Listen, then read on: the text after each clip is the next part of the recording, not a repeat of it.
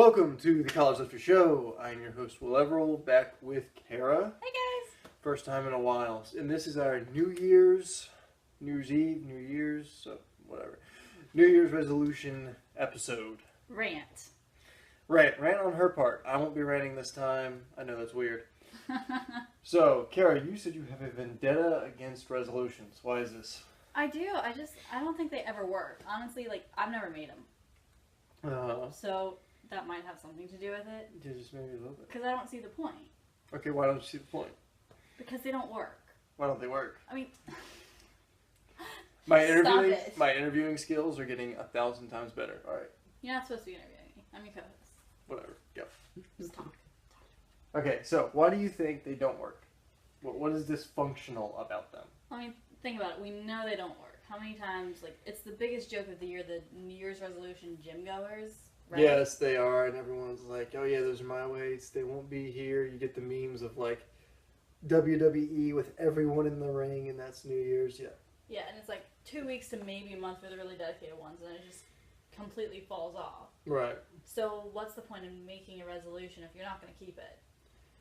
That is true. You kind of fall into, I guess, the stigma of it, of if you make a resolution in the back of your mind, at least in our culture over here in the U.S., it's almost a predetermined thing of you probably won't do it, and it does seem kind of foolish to set a goal with this probable outcome of not completing it.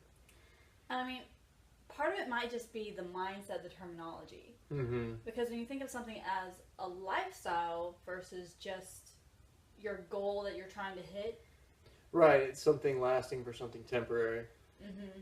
And so I think it has a lot to do with that. So in that way, it's I don't think it's necessarily a bad thing to choose a starting point for your goal. Mm-hmm.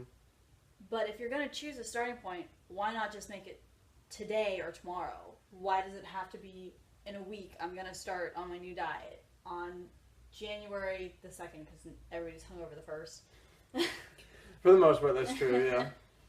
So January the 2nd, I'm going to go to the gym amidst a crew of other people. Yeah. Not that there's anything bad about any of those activities, but if you want to do them and are sincere about doing them, get a jump start. Create that habit when it's a little bit more of a normal life. I agree. I think being, at least for me, everyone knows I'm someone who likes to wake up early. For me, being the first one there, I just feel more comfortable. I feel like I can... You're not walking into the new classroom late for school the first day. Mm-hmm. You're walking in, you can get comfortable in the space, you kind of figure out where everything is and who the regular people are. And let's be honest, if you're going in the month of December, if you're starting, let's say, right before Christmas or right after, then, you will probably meet a lot of the regular gym guys. They won't treat you like that, day of the, one time a year person who comes in. They'll treat you like someone who probably is going to stay because you're not coming at the normal time. All those people come. So there's a lot of benefits. There are a lot of benefits to that. Mm-hmm. I mean, anything that deals with what we do in the fitness, healthy lifestyle category takes commitment. And for some odd reason, it just doesn't seem to be there as much with New Year's resolutions because for lack of a better term, it's the popular thing to do. Yeah. All your friends are going around asking, well, what are your resolutions for this year? And you think about last year's resolutions and how many of them you've actually completed. Yeah, it does get a little demoralizing. And after a while, it's just why bother? And I think you made a good point where, people like us and in this industry, we don't really have to make a resolution for going to the gym, which for a lot of people is an intimidating thing when they first start out. I mean, we got over that either early in life or with someone who was close to us. So we weren't really jumping in cold like most people. Mm-hmm. And that goes back to show up early. Be friendly to people. Don't be overly friendly and creepy. Don't get weird, but be friendly to people. And don't show up when everyone's expecting the here, now, gone tomorrow people to show up. And you'll probably have more chance of success because you'll build better relationships that way. Mm-hmm. And accountability is huge, huge, huge for what we do. Oh yeah, if you show up, or if you don't show up, and I always get a text as soon as I don't show up. Yeah, somebody's calling me. You gotta have someone who's gonna be like, all right, man, where are you? Or you wake up and all right, I've got to get there. And if I'm not there, this person or these people are gonna know. I'm either going to feel bad, I'm going to feel awkward next time I go, or they're going to harass me in a good way. Yeah. But, I mean, so let's think about this resolution thing. Half the time, another reason they don't work is they're these drastic measures. You're going from 0 to 60. You've never worked out before. You've been sitting on the couch for 15 years. You're like, all right, I'm going to get into the gym. We're saying you still should go to the gym. Still go to the gym, but I think what happens is it gets too overwhelming when you take that 0 to 60 approach. Right, or yeah. Just start going in little chunks. Maybe instead of make it like an immediate goal, be like, by the end of the year, I will be working out 5 days a week. Yeah. Start with going out 2 days a week. Mm-hmm. Then bump it up to 3, 4, then work up to 5. You know, something like that. Because, you know, it's really, really easy when you've never done it before and all of a sudden you're putting in all this effort. You lose an hour, 2 hours of free time a day, which is a big deal if you've never had that gone before. Right. I mean, we don't miss it. Right, because it's just so second nature to us. Right. But, I mean, that's a big commitment if it's really something you're not used to. The thing I really like is what the guys on Barbell Shrugged will say, which is don't say, all right, I'm going to go in the gym today and do X set of squats for X set of reps and bench and all this. Just say, I'm going to walk through the door today. That's my win. Whatever happens after that is bonus. Mm-hmm. But to walk through those doors is the most objective thing you can say. Because let's say, you know, your goal was to squat, you know, add 50 pounds to your squat by the end of the summer. And for some reason you get in a car accident, your dog dies, like whatever happens, and you just can't do that. Well, then it's easy to say, well, I did go these amount of days when I could, barring an injury, versus getting to the end of the time and being like, oh, I didn't hit my goal, I'm such a terrible person, I'm a failure at life. Mm-hmm. And also like losing weight. Losing weight can be tough. But getting your marker as just walking to the gym will help you psychologically a lot. Yeah. And it's great to have those larger goals that you're working for, but you also need the smaller goals that'll get you there. Like, my overarching goal in fitness is to be competitive in CrossFit. For me, I'm really low down on the totem pole. I've only been doing this for about a year, actually almost 2 years at this point, but kind of off and on due to certain circumstances. So that's a pretty far out goal for me. But I'm starting with the smaller ones. Like in January, I'm signed up for my first competition. Scary. But, you'll make it. You know, you need to do it. So when you start looking at it as like, all right, I want to hit, say you want to do 50 pounds in your back squat. Have that as the larger goal, but don't put a time limit on it. Yeah. Put a time limit on the smaller steps to get there. It's like a ladder. You've got your starting point, your end point. You need the little rungs to get there. I like that analogy. Thank you. Oh, that was yours. I heard it somewhere else. I can't remember where I heard it, but whoever it was, thank you. There you go. Yeah, I think New Year's it's an interesting time. The thing I would suggest is start with how you eat. I know a lot of people say diet, and people look at diet as a short-term thing, but when I say diet, I refer to it more in the, like you would say, the diet of a wildebeest is X. You know, it's just what you eat. Wildebeest? Wildebeest? I don't know. Well, the diet of a lion is X. And, you know, so it's not a temporary thing. It's just your diet is what you are eating. So you could have a diet of Cheetos, or you could have a diet of bacon and eggs. Like, you know. So start with that, because a lot of times the way you eat will influence the way you feel. Like, I know if I'm eating really clean for a long period of time and I have something sugary, it's not as good as if I'm like eating sugary processed stuff all the time and then go out and have cake. Right. I was trying. She feels bad she's short. There's like from here up of me in frame. Well, that's because the thing is high. Because this is improv. Your height. Yes. But yeah, so diet really affects what you're feeling like eating, what you're feeling like doing. Because for me, you know, I have kind of a cliche thing. If I eat Cheetos all day, I feel like sitting on the couch. If I actually eat a good breakfast and lunch and dinner for a couple of days, I start feeling like, all right, I got to go work out. I got to do something that kind of matches this. It sets the tone, and it's an easy way to do it. Well, it's really amazing how well diet and fitness really interact. Because if I go out and I just hit it hard on a workout and I do a killer workout, have a good time, move weights well, you know, all that stuff. Yeah.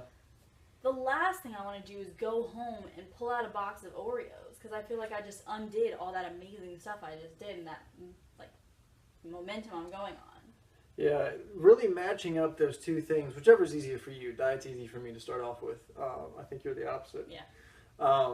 Whatever's easiest for you to build that and just build that into who you are. Like, are you the person who sits around watching TV or playing video games or whatever all day long and drinking Mountain Dew? Or are you the person who gets outside, gets some vitamin D, gets a workout in, is eating like they should be and all that? And just kind of keep that going. And yeah, you'll have cheat times and times you break down. We have Friday nights, but you could always go with my solution, which is go so hard you feel sick, so you don't want to do it for the rest of the week. Man, every time. I have a hard time with self-control on cheat night. I get a text weekly. Oh my gosh, I feel so bad. I want to die and throw up. Yeah. Why? But the rest of the week is pretty good. No, you're better than me the rest of the week, normally. Yeah, so unless I'm experimenting with something. Which you do all the time. That's going to stop this semester. Is that your resolution? That's not my resolution, because that starts now. Oh. See how epic that sounded? I should be on radio. That did sound really epic. This is sort of radio. Part of it. It is, you know. The other part's television, I guess. Yeah. Yeah. New Age television. New World Order television. No, I'm just kidding. Please, no conspiracy theorists. Anyways, so... Where was I? That derailed. I just derailed myself. That's a talent. Fitness, nutrition, working out, moving weight, stuff. Yes. Go. Move weights, run around. And, I mean, let's say, it's the holidays, you're going to go out on, we just finished up Christmas, you're going to go out on New Year's and party it up and have fun. Unless you're my gym. Well, and this is what I'm going to say, you could do something like this, you get a bunch of fitness friends together, and... Oh my gosh, this is really cool. So if you're in the Jacksonville area, my gym there is CrossFit Black Hat. They're amazing, so go anyways. I think it's under Pablo Beach if you're looking at it's under Pablo CrossFit. Beach if you're looking for HQ, the website. yeah. But they have officially changed their name to Black Hat. Oh, okay. Which just sounds epic. So, awesome. But they're doing a toast and wad. So get there around 11:15, warm up, socialize for 45 minutes, champagne toast at midnight, and then wad. Right, so you could do something like that. You could do it before, you could do it after. I mean, maybe it's just running around with your, kids or your, family or whatever, playing football in the streets. That's fun. I mean, I just feel so much more, I don't know if live's really the right word, that's getting a bit dramatic, but just like vibrant. There, I like that, vibrant. Just being outside. I feel kind of suppressed when I'm inside all day, all day, working on my computer, just even if there's large windows, which help, but then I go outside and it's just like, Yeah, there's something to, I hate to use this buzzword, but to the primalness of being in like a natural environment for people. The natural environment for people is not in an office building, at your desk, in your cubicle, or in a desk at school. It is out there, doing stuff, moving around. We are built to move. And not doing that, you feel a little junked up. It's like if you leave a car sitting too long. If this car was here for a couple years, it'd have trouble starting. It wouldn't run very well. Same thing with you. If you're sitting down forever, you have trouble starting and you don't run very well. But once you get that moving, it comes back. You are on a roll. I know, it's great. We should do stuff by cars more often. I do my best thinking when I drive, so I guess this is just working for me. Yeah, I'm hoping to kidnap him sometime next semester and just go on a day trip to New Orleans. And we'll just podcast the whole time. Yeah, because our car conversations are like intense. Yeah. We would be the top podcast on iTunes if we had all our car stuff Well, that's recorded. a bit bold. I mean, we'd be in the top 10. Okay. That's still really bold Sure, because of all these podcasts out there. We'll go with that. And the fact that we don't have like real mics yet or a real camera. But Working on it. this is grassroots, people. Okay, there we go. We have no resolutions for ourselves. We can have New Year's resolutions for the show. See, then that scares me though, because we just talked about how New Year's resolutions never happen, and I would like the show to do well, so the great people out there watching this can get a better entertainment experience and some education along with it. Goals. There you go. Speaking of which, what are your 2016 goals? Like, if you were to actually put in, not the long term, because I know you're really interested in weightlifting and picking that up a bit, but just like the short term, you know, you still have the limitations of school. So within the next year, you would say? Like, through this next year, probably. So, eat better as far as... There are a lot of weeks last semester that I kind of cut corners. And so, let's say I needed a carb source, I would get cornbread. I need to stop doing that. To eat more vibrant tasting things, like different types of soft tacos and stuff like that. I love that stuff, but I don't really make it that much for myself. But that won't encourage me to stay on it. To eat enough, that's another one, because I am a chronically underfeeding person, just in my nature. Like when I get stressed out, I just don't eat. So to eat enough, to have vibrant foods that will kind of prompt me to eat that much and to eat in the right quantities. Let's see. I would like to kind of organize my head around what I'm doing in the gym better. So I still love CrossFit. I still like doing that. I enjoy the weightlifting stuff, and I know I need to throw in a little hypertrophy stuff for my upper body because I've become unbalanced. And just being able in my head to rest with the fact of, all right, sitting down and deciding at some point, all right, I'm going to do X amount of WODs a week. This is what I'm going to do for strength, and this is how I'm going to supplement that strength with some hypertrophy work for the upper body so I get in proportion from my upper and my lower. Because I have tree trunks for legs and very thin up here. So being able to set that and be at peace with it for myself and not feel like that ADD guy who's like, well, I'm here. I didn't plan on doing seven WODs this week, but, you know, I could do this one. Or, you know, well, strength training is going good and hypertrophy is okay, but, you know, I could throw in 5 extra sets of this. And just being like, this is what I'm doing, this is a calm plan, it's well thought out, and just being at peace with following it through. Yeah, I think that's a really good point, because it's really easy to, especially if you go in somewhere and it's at the end of the week or nearing the end of the week, and you're feeling good after all that training, you want to be like, well, I want more, why not just throw in an extra workout, more strength sets, you know? And, you know, there's a huge phrase in trust the programming, which is true, but just for yourself too, because if you do that every 2-3 weeks, but then you're missing it the weeks in the middle. Yeah, then you kind of kill yourself because you're like, all right, I did 2 extra WODs this week and an extra strength session. I missed my hypertrophy because of that, because I ran out of time. So you're down on that goal, and then you're more beat up coming into the next week. So maybe you miss 1 or 2 days, and now you're just all off, which is what I've been doing in the past. So really, and also, it takes pressure off of you. Yeah. Like if you decide and you're at peace with, all right, I'm doing 4 strength sessions, 5 WODs, 3 hypertrophy sessions, or 5 hypertrophy sessions, whatever. If you're just keep steadily grinding with that, then it's so much easier on yourself mentally, and it doesn't knock everything else off. Because, like I said, if it stresses me out, I won't eat. So if I don't eat, I'm now putting myself in a hole with the workouts and the strength work and the hypertrophy work. So I'm not going to get the hypertrophy because I have nothing to build with. Strength is going to be tough to recover from because I have nothing to help me recover. And the workouts are just going to put me in more of a deficit. So you end up getting in a hole. Or you overeat if you have the opposite reaction, and you're in a whole different way.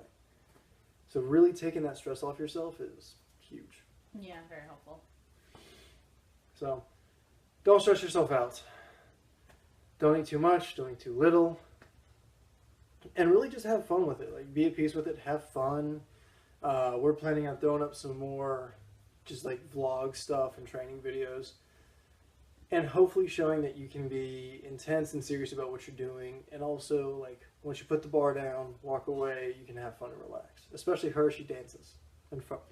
Oh, it's so much fun, though. I mean, everybody has their own kind of lifting style, right? Like, he needs to be, like, in his zone, like, hoodie up sometimes, the earphones in. And in his focus mode, and then he can go lift. That gets in my head. Yeah, she just dances before she works out, and she's fine. I need to make sure I'm not thinking about what's coming up, because then I think about, well, did I overestimate myself by choosing this workout or this weight for the workout? You know, that kind of thing. I start really getting in my head, and I know that about myself. Yeah. So for me, it's just a lot more fun and more helpful if I just kind of like find a way to blow it off, not think about it at all, because my body's going to take over. My body knows what it can do. It knows its limits better than I do, because I overthink it. Yes, you overthink a lot. And I'm capable of more than I think I am. I realize that. So the less I think about it, the better I tend to do. Yeah. The biggest weights I ever hit are when I stop trying to figure out what's on the bar and just start throwing weights on. Because I can't be like, oh man, that's 200 on a deadlift. Dang, Two big wheels. That's a lot. Hence, I also use a lot of little weights. I'm the person stealing all your tens. I'm sorry. She is. I am. But yeah, and that's taking stress off herself so she doesn't falter everywhere else. Mm-hmm. So, yep, don't stress out. It's okay. It'll all be all right. Your gains will still be there. You know, have fun over the holidays. Don't go too crazy, but I mean, have some cake, have some whatever you celebrate with on New Year's Eve, and then show up the next day and get ready. And I think that's the other big thing, going back to what we were initially talking about, with why New Year's resolutions fail, is as soon as you fall off the wagon, you just stay off. Beat yourself up and stay off and be like, well, I should have known I couldn't have done it anyways. And yeah, don't do that. Don't do that. Because even if you're off the wagon for longer than you think, you probably surprise yourself. Like, I tend to maintain weight and the weights that I work out pretty well when I've been off for a while. Yeah, you did, yeah. Which isn't something you would think is possible. But it's one of those things, like, especially if you know you've done it in the past, mm-hmm. and you believe that you can and you know that you've done it before. I think, for me, that's something I actually learned from competition with my, like, one big goal, is I'm a competitive person to the nth degree. I will always perform better under pressure. I was a stage actor before I went into college, so high school, woo, not a big deal. But it was the thing that I noticed there too. It's like once you have the lights and the makeup and the costume, it's a totally different persona, and you give a better performance than you've ever done in your life. Even when I was doing the Open last year, it was the exact same effect. It didn't matter. It wasn't really, it scored, but it's not a competition in the sense of what something normally is. But just knowing that my score was going to be posted up to a bunch of other people, you were very somehow intense. Got me to go harder. And seeing what I did in the Open with weights that I would normally think are too heavy for me to work with for a working weight, yeah, I realized that I'm stronger than I thought I was. I need to start amping up in my daily workouts. So, periodically, do some sort of competition. Competition, or at least just put yourself out there somewhere. If you do CrossFit, that's the point of the benchmarks. The heroes, the girls, the Open. You know, that's why they always repeat something in the Open. You know, they want to see how much people have grown and how much stronger, but that's good for you to know too. Yeah. And it's good for you to see how you performed on this in the past. So even if you, like, choose one workout that has a bunch of different movements that you like, so probably a hero, not a girl, and say, all right, I'm going to retest this workout every 3-4 months and do it. Yeah. See how much fast you can get, see how much weight you can put on the bar if you're not at that RX weight yet. You know, just choosing those little benchmarks that you know you're working towards, mm-hmm. and you want to be better than you were a few months ago. You just do. Yeah. You know, just those small things are really helpful. Yep. And the last point to wrap this up, if you fall off, go to whatever it was that was easiest to help you start. Whether that's going to the gym or fixing your diet. And just stay on that. If you get burnt out, do whatever helps you stay on. Go to the gym or get your diet right. And you'll just come back. Mm-hmm. It's no big deal. So, that's going to be it for this week. We will see y'all next week. As always, check out the Twitter, Facebook, Instagram. We're in the process of reworking our show page. Yes. If you're interested in individual journeys, I just started my own blog called Life Under the Bar, and it's just lifeunderthebar.squarespace.com, where I'm kind of adding up these and putting my own commentary on some of the episodes, talking through my own journey. So that's kind of fun. And because I'm a girl and I can't keep things to ourselves, I'm engaged. Yes, we are. We're engaged. He's my fiance. So this is our first show as fiancés, I guess. Yes. So, all right. I like to share. Anyways. So that's it. Remember, subscribe on YouTube to view all of our other stuff. And iTunes. And iTunes. My hand's in front of my face. Please give us a like on YouTube, 5 stars, and a positive comment on iTunes, and we will see y'all next week.